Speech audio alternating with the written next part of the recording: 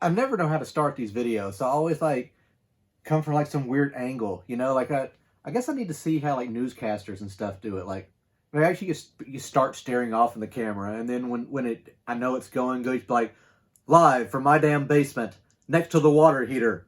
I don't think that would work very well. I don't. Maybe some people would like it. I don't know. I'm still working with these Echo Buds, so forgive me. I'm not. I'm okay. Maybe I am trying to show them off a little bit, but I'm still adjusting to them. I'm still changing settings and things. So I just want to make sure I hear things right. And I just activated something in my ear and it's making sounds. So again, I'll leave the link to the Echo Buds, and I'll also leave the link to the prior video though I talk about them a little bit. One thing I did not mention is it's kind of like the AirPods. They do come with the a charging case. It's very basic.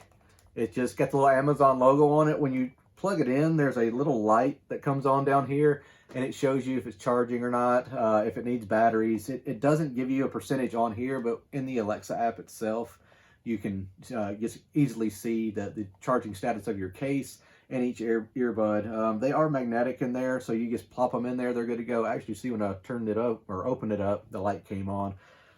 These have a 20-hour charging capacity according to the documentation, and I've been letting it run for quite a bit. I haven't charged the case in a couple of days. I don't know how many hours of airtime I've had on these, but I've been kind of interchanging left and right, having them both in, that kind of a deal. And so far so good, and they've been holding pretty good charge, and I've been letting them run for several hours at a time, trying to get the most out of them. Anyway, I realized too that I had a couple more things that I hadn't had, and one of them is a new product. So I'm just going to go ahead and do another quick review because I've got time and I'm off. So hey, why not? And maybe some people will like it. I don't know. I'm going to put this, actually, let's put this case back in my pocket.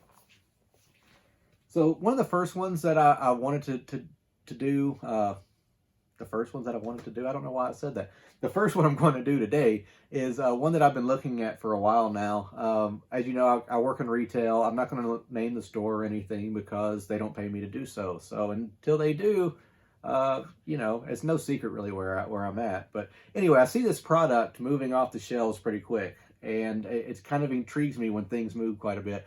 I obviously, like most people, regardless of it being Tuesday or not, I am a major fan of tacos. Love tacos. I don't care what kind. They can be the Taco Bell tacos. They can be the kind you make at home with just little ground beef and packet. They can be like, no kidding, like carne asada. They can. The list goes on and on and on and on as to what tacos can be. I like my tacos, but I do a lot of times really just enjoy the regular old ground beef and like Old El Paso or McCormick or whatever brand taco seasoning. I'm really not that picky. Sometimes I just want that. I know it's not true authentic, but sometimes you just want that stuff. So what I do like is some of those kits back in the day. They would come with that little thing of like taco sauce, and it would just say on there like very basic. It was like I think it was just like a white packet. They just said like in little blue type like taco sauce. There was nothing special about it, but I always like that stuff. I don't know why, and to this day, I will sometimes still buy like the little pre-kit, you know, that comes with the shells and everything, just so I can get that taco sauce. I know you can buy it in the jars and stuff too, but I just buy a kit every now and then. So when I saw this flying off the shelves, it intrigued me. Spanish Gardens taco sauce. This is made in Kansas City, Kansas. So I should have probably looked at that first, but I saw Spanish Garden. I was like, oh, I wonder where this is from. Maybe it's like New York or something. I don't know. Like established 1958. Last thing I thought was what I just saw now, and it's Kansas City, Kansas. But I mean, you know, not saying that people in Kansas City, Kansas can't make some good stuff. I don't know. The ingredients are very basic: tomato paste, water, vinegar, salt, onion, garlic, green pepper, spices. 0.1% sodium benzoate and monosodium glutamate, or MSG, more commonly known. I made just basic, old school, you know, cheap old ground beef and seasoning tacos. I used a La Tierra seasoning, which I'm not a big fan of either, but I don't have a copy of that with me, or a copy of it. I don't have one of those with me to show you that. I love their shells, but that taco seasoning, not a big fan. So I decided to top this with it, and I didn't even try it or anything. I just kind of sniffed it real quick, like, I'm not sure how I feel about that smell. Because initially to me, it smelled like Tabasco. Just like a thicker version of the like, you know, the bottles of Tabasco, like a thicker version of that. So I just went for it. I was like, well, how bad could it be? And I won't say that it was bad, but no, I'm not gonna buy this again. I mean, if you're a big fan of Tabasco and just want to put this on your tacos, by all means. But there just wasn't much flavor other than just like the cayenne kind of stuff almost. Like I said, it tasted a lot like Tabasco. And for some people that may be your jam, but it's not for me. The next thing I'm very excited about though, as you know, I'm also a big fan of all things watermelon. I love watermelon flavors. I love watermelon, but more specifically like the candies and stuff. Watermelon candy and gum does not taste like watermelon, and if anyone says otherwise, they're just lying to your face.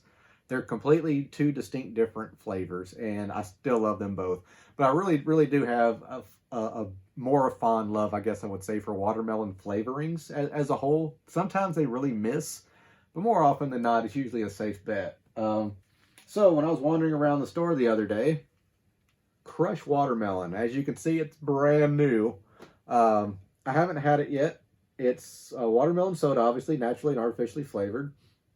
It's made in Plano, Texas, or at least distributed through there, so you know it's good, because the same people that made Dr. Pepper. So, yeah, I'm just, without, you know, too much other banter, we're just going to get to it on this one. It smells good already. It smells instantly like a watermelon Jolly Rancher. And yes, I like drinking out of mason jars still. That's what the bulk of my glasses are. If you come to my house, I have several different sizes. Some are just a little old jelly jars like this. Some I just keep because I'm a cheap ass, and you may be drinking out of a spaghetti jar, but it's a mason jar, you know? So don't judge me, first of all. But and I've got some moonshine, too. I've got honey in mason jar. I got all kind of stuff in mason jars. It's fantastic. So, yeah, this is bubbly as hell. I like that. Like I'm some kind of soda connoisseur. Yes, as you can tell by the lovely pink effervescence that's going on as a result of the opening of the bottle, the container that it was originally in. I don't know why people do that stuff. It's funny to me. But I guess here I am, you know, emulating it. It does smell like a watermelon Jolly Rancher.